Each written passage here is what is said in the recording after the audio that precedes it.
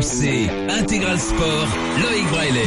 L'Intégral Sport est là jusqu'à 18h. Le direct en cours, c'est le rugby, le top 14. Grenoble mène pour l'instant 3-0 face au Stade Français. Et à 17h, le foot, la Ligue 1. Bordeaux reçoit Caen. Un petit coup d'œil en Espagne pour vous dire qu'il y a toujours 0-0 entre Eibar et le Real Madrid. 16h32 sur RMC, c'est l'heure de courir. RMC Running. Comment s'adapter au froid, messieurs, dames? Vous qui peut-être sortez régulièrement le week-end pour courir, vous avez sans doute remarqué les températures polaires un petit peu partout en France. Comment adapter sa pratique du running alors qu'il fait froid? Jean-Pierre Monciot, coach de running, est avec nous sur RMC dans l'Intégral Sport. Bonjour Jean-Pierre. Bonjour. Merci d'être avec nous. Alors premièrement, quel est le bon équipement à avoir pour continuer sa pratique du running l'hiver par des températures proches de 0? Alors ça dépend un petit peu où on est en France en ce moment, mais il fait très très froid partout.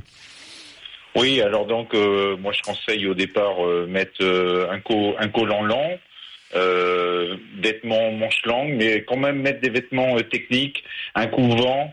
Voilà, mais malgré tout, rester sur des vêtements techniques à manches longues, les gants, un cache-col aussi, c'est important d'avoir la gorge protégée parce qu'avec l'air froid, voilà, c'est toujours très désagréable. Mais avec les vêtements techniques qui restent à l'heure actuelle, qu'on trouve à l'heure actuelle dans le commerce, ces vêtements sont quand même très souples et permettent de protéger du froid tout en n'étant pas trop chargé au niveau vêtements. C'est-à-dire qu'autrefois c'était vraiment les vêtements coton. Là maintenant avec les vêtements techniques, on trouve vraiment des vêtements efficaces. Alors tous ces conseils évidemment intéressent Benoît Boutron, oui. Notre runner évidemment dans l'Intégral Sport au plus haut point, Benoît. Comment est-ce qu'on s'échauffe justement, Jean-Pierre, lorsqu'il fait très froid dehors? Alors un peu plus longuement que l'été, je vais dire, un peu plus lentement aussi. Au départ, même chez des personnes un peu débutantes, voilà, qui ont un peu moins d'habitude, moi je recommande la marche active, et puis après passer doucement en mode course. Mais de toute façon, l'hiver, même des gens très entraînés, on démarre moins vite que l'été. On a besoin en général de 5-10 minutes de plus pour se mettre dans le rythme.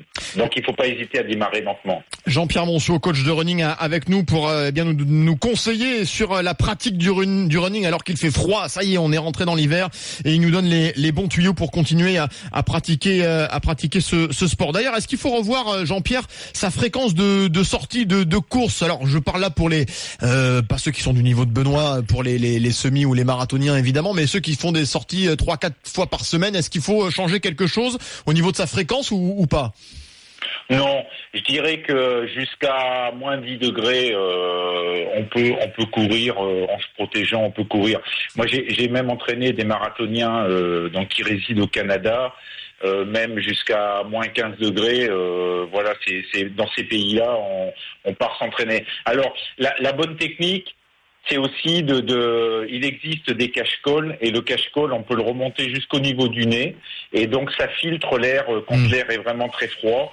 Et c'est vrai que c'est une solution qui est simple mais efficace.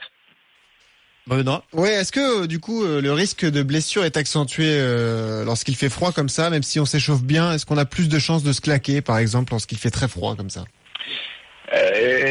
Oui, de toute façon, quand il fait froid, sur les efforts courts, les types efforts en dessous de 1 minute, pour les gens qui font du fractionné, c'est vrai qu'on a besoin d'un peu plus s'échauffer. Les étirements, c'est plus des étirements et plus des étirements dynamiques, c'est-à-dire des exercices type montée de genoux. Voilà, on a besoin d'un peu plus de temps pour s'échauffer, et aussi de s'échauffer vers une fin un peu dynamique. Et c'est vrai que pour les efforts de type court, on est un peu plus pénalisé par le froid que les efforts type long. Dernière chose, Jean-Pierre, est-ce que finalement il y a aussi peut-être des bienfaits à courir par temps froid?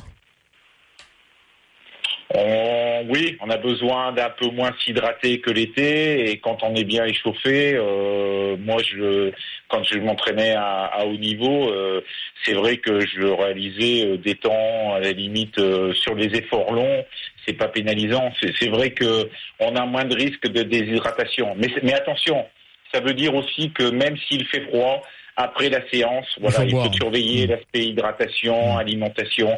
Ça, c'est vrai que c'est important. Et des fois, avec le froid, on a l'impression qu'on a moins transpiré, qu'on s'est moins déshydraté.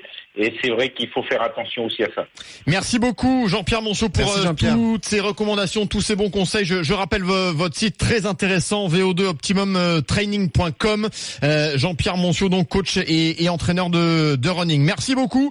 Je rappelle que RMC Running, c'est tous les samedis à 12h25 dans les grandes gueules du sport avec les conseils toujours très très intéressants de Stéphane Diagana. Initiez-vous au running avec New Balance.